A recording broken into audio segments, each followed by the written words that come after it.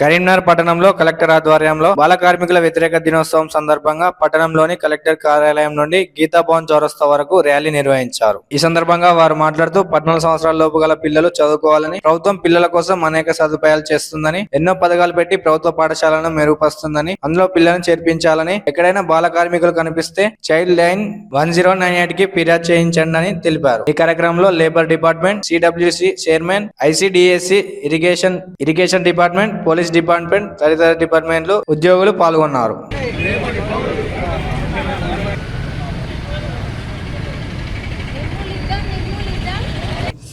నమస్తే అండి, నేను సిడబ్ల్యూసి చైర్పర్సన్, నా పేరు ధనలక్ష్మి.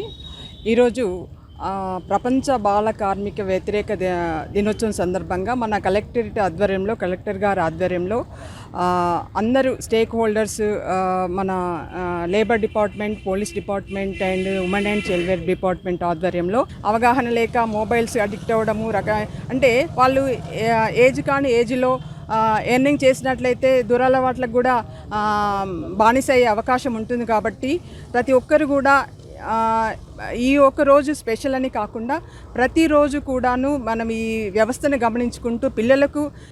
నమస్కారం అందరికీ. నా పేరు doctor Samuel John, deputy commissioner of labour, ఉమ్మడి కరీంనగర్ జిల్లా.